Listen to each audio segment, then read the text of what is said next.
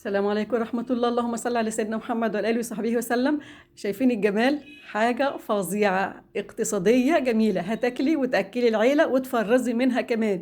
شايفين يا بنات؟ كل ده من صدر فرخة. عندك صدر فرخة، هنعمل الكمية الفظيعة ديت في منتهى السهولة ونضاعف الكمية. ايه رأيكم؟ يعني مستوية ونية في منتهى اللذاذة. تعالوا يلا نشوف طريقتنا. ما تنسوش اللايك والاشتراك في قناتي. انا عندي صدر فرخة زي ما انتم شايفين، عندي بطاطساية كبيرة، شايفين بطاطساية كبيرة او اتنين متوسطين، هسلقها تماما. يعني كلنا بنعرف نسلق البطاطس. تعالوا نشوف الخطوة التانية. انا عندي كوباية ونص كورن فليكس اللي هو احنا بنجيبه من عند العطار، اللي هو السايب ده. هجيب مثلا ربع كيلو، نص كيلو، انا هاخد منه كوباية وربع، وهبدأ أطحنه في المطحنة لأن هو بيبقى خشن جدا. فلما هنحطه على اللي هي المقدار بتاعنا ممكن الفراخ يعني هو ما يمسكش في الفراخ لأنه بيبقى خشن جدا. لكن أنا شايفين بضربه ضربتين أو ثلاثة كده، برضه ما بيبقاش ناعم زي البقسماط، لكن بيبقى زي فيه خشونة بسيطة كده. تمام.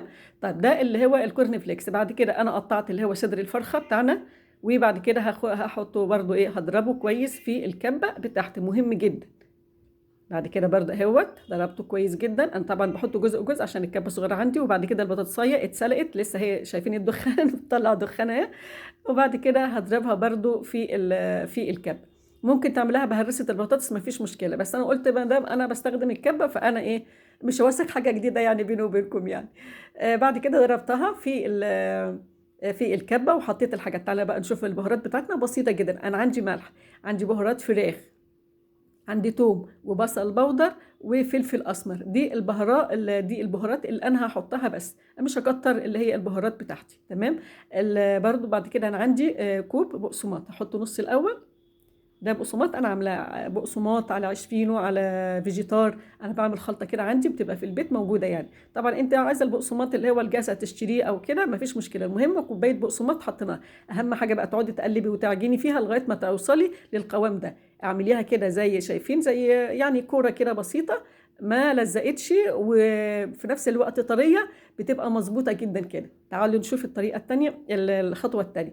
انا عندي هنا كوبايه دقيق، عليها نص معلقه بيكنج باودر، نفس البهارات اللي انا حطيتها للفراخ اللي هي الثوم والبصل باودر وبهارات الفراخ، بس زياده هنا نص معلقه كركم عشان بيدينا اللي هو اللون الاصفر الجميل دوت، مع اللي هي الكورن فليكس اللي احنا طحناه. تمام. اخد بقى من الخلطه ديت بعد انا ما قلبتها ببهاراتها، هاخد منها معلقتين، هحطهم في طبق تاني فيه بيضه واحده بس. وبعد كده هبدأ ايه، هقلبهم مع ربع كوب حليب. احط ربع كوب الحليب مع معلقتين الدقيق مع البيضة، وهقلبهم. ده بقى دي اللي هي الخلطة اللي احنا هنحط فيها البانيه علشان نبدأ نجهزه للقلي. تمام. الخلطة بقى ديت فايدتها ايه يا بنات؟ بتعمل حجم كده اللي هي الكفتة بتاعتنا، وفي نفس الوقت بتديها برضو طعم جميل. يبقى الكفر من بره طعمه جميل، والفراخ برضو من بره طعمها يعني الاتنين يبقوا حلوين ان شاء الله. هحطها، شايفين بحطها كده، وبعد كده ببدأ احطها في الكورن فليكس. يبقى دقيق الخلطة بتاعتنا، بعدين الكورن فليكس. تمام. طب الكورن فليكس ده يا حنان انا مش عايزاه خلاص، ممكن تحط على فكره يعني بقسماط. هو على فكره موجود عند العطارين، يعني مش هيكلفك كتير بصراحه يعني، وتغيير عن البقسماط يعني. لكن انت لو مش حباه خلاص ممكن تحطي بقسماط، مش هتقول لا خالص والله الكفته يعني. تمام.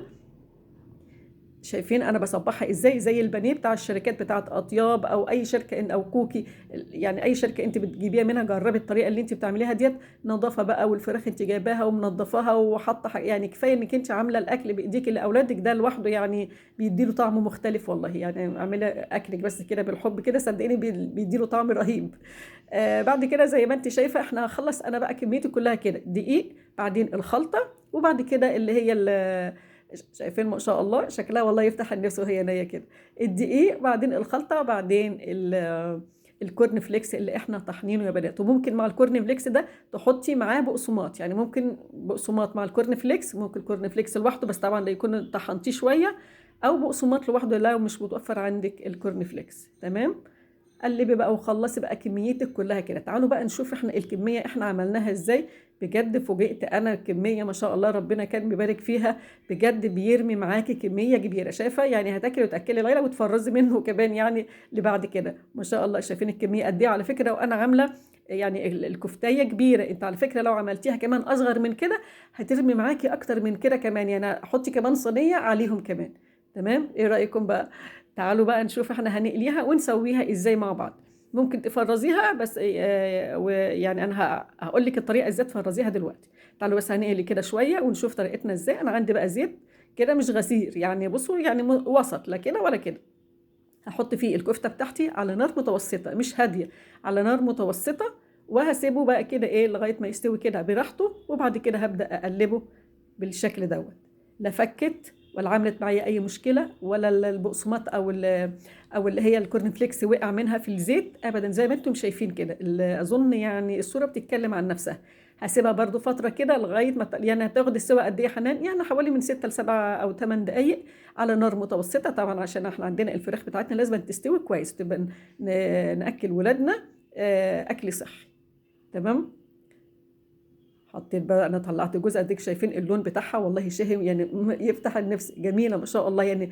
قد كده يعني بسيطه وسهله، ما خدتش منك برضو على فكره، ما تاخدش وقت، هو ضرب الحاجات بسرعه كده عندك، ما مش هتاخد وقت خالص عندك، وهتعملي اكله في منتهى الجمال في نفس الوقت اقتصاديه جدا يا بنات. الدنيا دلوقتي بقت غاليه خالص، يعني نحاول هنقتصد في اللي هي الحاجات ونزود وياها حاجات. ايه رايكم بقى؟ حاجه في منتهى السهوله. طيب انا عندي كميه اهوت، انا سبتها علشان اوريكم تفرز ازاي. حطيتها في الطبق اللي هي الفويل دوت الفل. تمام. طبق الفل، وعندي استريتش راب، وهتغطيها كده. عايزه تحطيها كمان في كيس حفظ ثلاجه فوق الاستريتش راب مفيش مشكله. حفظها بقى في عندك في الفريزر لغايه الحين اللي استعملها. تعالوا نشوف بقى من جوه. شايفين؟ تحفه تحفه. شايفين البياض ده سر البطاطسايه يا بنات، علشان هي اللي بتخليها بيضه كده. ايه رايكم بقى؟ مستويه، الحجم بتاعها جميل جدا، الكفر مش كبير قوي ومش تخين قوي، يعني هيدار على طعم الفراخ ابدا. كلها ما شاء الله مظبوطه، رقم واحد كميه وقوام وطعم بقى ما اقولكمش، لازم فعلا تجربوها يعني. يا رب الفيديو نرضاكم وتنفذوه، والسلام عليكم ورحمه الله وبركاته.